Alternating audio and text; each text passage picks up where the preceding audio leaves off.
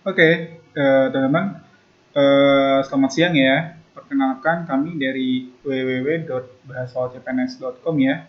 Nama saya Andrian. Nah, jadi di sini kita pengen sama-sama ngebahas nih tentang latihan soal ya. Ini latihan soal tes ASN, tes wawasan kebangsaan, TWK 11 ya. Oke, kita mulai aja ya. Oke, jadi nomor 7, ini saya baca dulu soalnya ya. Jadi, kembalinya suatu warga negara dari negara asing yang pernah menjadi tempat tinggal menuju tanah asal kewarganegaraannya merupakan pengertian dari A. Regrouping, B. Repatriasi, C. Remigrasi, D. Regeling, dan E. Reunifikasi. Oke, kira-kira menurut kamu jawabannya apa nih? Ya, jadi ada suatu negara, ya warga negara di negara asing ya. Nah, ini dia kembali nih, gitu, menuju tanah asal kewarganegaraannya. Nah, ini nih, hati-hati belibet nih, oke? Kita lihat jawabannya apa ya? Nah, jawabannya repatriasi. Jadi yang B ya. Coba kita pembahasannya ya. Yuk, pelan-pelan. Sini dulu deh ya. Oke. Jadi, kalau regrouping apa sih? Jadi, regrouping adalah menyusun kembali atau penggabungan nih, gitu ya. Nah, ini bisa jadi kalau dalam kependudukan tuh, ya misalnya, mohon maaf, misalnya suatu wilayah konflik gitu lah ya. Jadi, biar disusun lagi gitu kependudukannya gitu ya.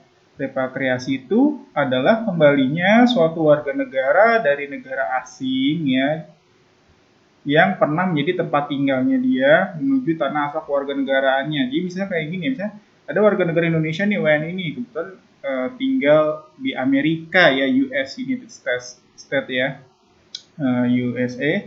Jadi dia balik nih gitu ya, dari Amerika mau ke Indonesia, misalnya mau ke Jakarta nih ya. Kebetulan emang keluarga negaranya ya WNI tadi ya. Nah itu repatriasi. Jadi orang Indonesia tinggal di Amerika mau pulang, ya pulang kampung ke negara asalnya, gitu ya. Itu ya WNI ya, keluarga negaranya Indonesia. Oke, lanjut. Remigrasi. Remigrasi adalah suatu peristiwa perpindahan atau kembalinya penduduk ya, penduduk asing ke negara asalnya. Nah ini jadi kebalikannya repatriasi nih ya. Jadi misalnya kebalikannya nih. Jadi kalau di sudut pandang Indonesia ya, misalnya ada warga negara Amerika ya, WNA ini, dia tinggal di Jakarta, kemudian dia pengen pulang nih ke Amerika, ke negara asalnya. Itu namanya remigrasi ya. Kebalikannya repatriasi, oke? Lanjut, semangat belajar ya. Oke, langsung aja lah ya. Oke. Regeling, apa nih regeling? Regeling merupakan tindakan pemerintah dalam hukum publik. Nah ini ada ya, jadi ada hukum privat, hukum publik ya, ada hukum perdata, pidana, hukum tata usaha negara ya. Apalagi kalau yang mereka yang Kemenkumham nih ya, apalagi nanti kalau SKB-nya gitu ya. Gitu ya. Ini tapi kalau anak hukum sih yang ngerti lah ya. Lanjut. Hukum publik berupa suatu pengaturan yang bersifat umum, general, dan abstrak. Ya, jadi nggak ngomongin kependudukan ya. Lanjut, nah reunifikasi adalah proses penyatuan kembali dua negara atau lebih menjadi satu negara induk yang sebelumnya terpecah karena peristiwa sejarah, baik dengan damai ataupun dengan peperangan. Ya, ini contoh paling terkenal adalah Jerman Barat dan Jerman Timur ya, reunifikasi Jerman peristiwanya tuh ya. Jadi Jerman sampai sekarang sih ya, banyak kan sih kalau kamu perhatiin ya, kalau timnas Jerman ya Jerman Barat gitu ya. Sempat juga Jerman Barat. Coba deh kalau kamu yang nonton Piala Dunia tahun 2000-an ya, sebelum 2010 coba. Namanya timnasnya timnas Jerman Barat. Oke, lanjut. Soal berikutnya ya. Oh, hukum perjanjian internasional tertulis. Oke ya. Nomor 8. Berikut merupakan instrumen perjanjian internasional tertulis. Kecuali, nah ini tadi ya, kalau soal tuh dibaca sampai habis nih, ntar bingung ya, ngabisin waktu soal nanti ya. Oke, lanjut. A. Convention, konvensi ya bahasa Indonesia-nya. B. Deklarasi unilateral. C. Treaty ya, traktat ya. D. Charter, piagam. E. Covenant. Oke, jawabannya apa ya? Menurut kamu apa nih? Coba jawab dulu. Oke, udah. Kita lihat jawabannya apa ya. Jawabannya adalah deklarasi unilateral, berarti yang ini ya. Nah, kenapa sih kayak gitu? Oke. Lanjut. Pembahasan perjanjian internasional tertulis, ingat ya tertulis ya, adalah perjanjian internasional yang dituangkan dalam instrumen-instrumen pembentuk perjanjian tertulis dan formal. Berarti ya nggak cuma omongan doang nih ya, ya tercantum lah ya gitu, ada piagamnya gitu ya, ada tanda tangannya lah. Instrumen-instrumen tertulis itu antara lain traktat ya, konvensi, persetujuan ya, agreement, arrangement ya, penyusunan kembali, charter, piagam, konvenan, statuta ya, statut, constitution, konstitusi, protokol, dan declaration ya, deklarasi. Nah, cuman di sini kok ini deklarasi juga nih. Nah, cuman ini kayak ya, unilateral tuh kan, kalau kamu ingat ya, perjanjian bilateral, berarti kan bilateral dua pihak. Kenapa ini unilateral nih, satu pihak doang ya? Nggak nyambung ya. Ini kan internasional, masa sendirian negaranya ya?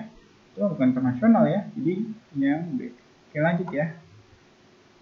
Oke, semangat belajarnya ya.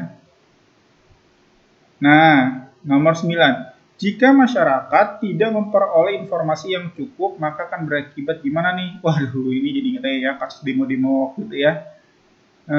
Ya, semangat ya. A. Munculnya pemerintahan yang diktator. Dan tahu nggak artinya diktator apa? Datanya, oke. B. Proses pembangunan tidak akan berjalan lancar. Oke. C. Terjadi anarki di lingkungan masyarakat. Ya. D. Lembaga perwakilan rakyat ya, misalnya DPR itu harus menyusun bimbingan peraturan. Oke. E. Kelompok masyarakat berkesempatan menguasai masyarakat yang lain. Apa nih ya? Nah, jawabannya apa ya? Coba kamu pilih dulu jawabannya apa nih? Udah dipilih. Kamu jawabannya apa? Lanjut. Jawabannya adalah munculnya pemerintahan yang diktator. Waduh. Ya, kenapa kayak gitu ya? Kayak gini, intinya sih gini ya. Kalau nggak, oke, penguasanya dulu aja lah ya. Oh, panjang ya. Oke, sip. Pembahasan, Akibat jika masyarakat tidak memperoleh informasi yang cukup adalah A. Munculnya pemerintahan yang diktator. Hal ini terjadi karena pemerintahan akan beranggapan bahwa masyarakat tidak membutuhkan informasi nih. Nggak perlu lah masyarakat lah, pokoknya tinggal terima aja. Itu kan udah satu poin diktator gitu ya. Masyarakat hanya perlu menikmati dan dijadikan objek pemerintahan. Kasihan ya. Bukan ikut jadi pemerintah ya, maksudnya jadi nyumbang suara gitu lah ya. Keterbukaan informasi memegang peran penting dalam pelaksanaan demokrasi. Nah, lawannya demokrasi ya diktatorship ya. Kediktatoran. Hal ini karena masyarakat pada sistem ini tidak lagi ditempatkan sebagai objek, melainkan sebagai subjek. Nah, ini kalau ngomong demokrasi ya kayak kita nih. Milih presiden kemarin ya. 01 atau 02 nih. Nah, demokrasi ya. Dengan kata lain, masyarakat dapat mengontrol jalannya pemerintahan dan mencegah terjadi maladministrasi pemerintahan ya. Jadi ya ini ya. Kalau nggak dapat informasi yang cukup, jadi diktator nih, karena ya udah rakyat terima aja. Beda ketika demokrasi ya, rakyat berperan penting, milih gubernur, milih presiden gitu ya. Jadi demokrasi. Oke, kita lanjut ya ke soal selanjutnya. Oke, jangan bosan-bosan ya, belajar itu yang penting konsisten teman-teman ya. Oke, nomor 10, Soekarno-Hatta ya. Ini duit tunggal kita ya, founding father kita ya. Soekarno-Hatta diamankan ke Rengas Dengklok atas hasil rapat pemuda yang diselenggarakan di mana nih ya? Oke, kalau biasa kan kalau misalnya kayak cowok sangiin gitu ya, PPKI di PPKI sedangkan di mana gitu ya. Gitu. Nah ini kalau ini ngomongin ini ya, Soekarno-Hatta diamankan ke Rengas Dengklok atas hasil rapat pemuda yang diselenggarakan di mana gitu ya. A. Lembaga bakteriologi, apa itu ya? B. Lapangan Ikada, C. Asrama Baperti, D. Gedung Rengas Dengklok, E. Markas besar ya, Kompi Peta ya. Peta ini pasukan bentukan Jepang nih ya, pembelatan air. Oke. Jawabannya adalah kamu jawabnya apa nih? Coba dong dijawab dulu ya. Udah, oke, kita lihat jawabannya apa ya. Benar nggak jawaban kamu nih? Jawabannya lembaga bakteriologi. Oke, pembahasannya apa ya? Nah, golongan muda nih, anak-anak muda ya yang menculik itu mengadakan rapat di ruangan lembaga bakteriologi di Penggangsaan Timur Jakarta ya, dekat-dekat situ lah ya. Itu. Jadi di sini soalnya nanya ini si founding father kita diamankan ke Rengas Dengklok nih, ya, oleh berdasarkan keputusan rapat pemuda nih, golongan muda. Nah, si rapat pemuda ini di mana gitu ya, ruangan rapatnya gitu ya. Oke, lanjut. Undang-undang nih ya. Susah sih undang-undang ya, harus sering baca sih. Ya intinya TWK harus sering baca ya. Oke. Nomor 11. Undang-undang nomor 22 tahun 2001 itu ngomongin tentang apa ya? A. Minyak dan gas bumi. B. Keterbukaan informasi publik. C. Mineral dan bahan tambang minerba ya.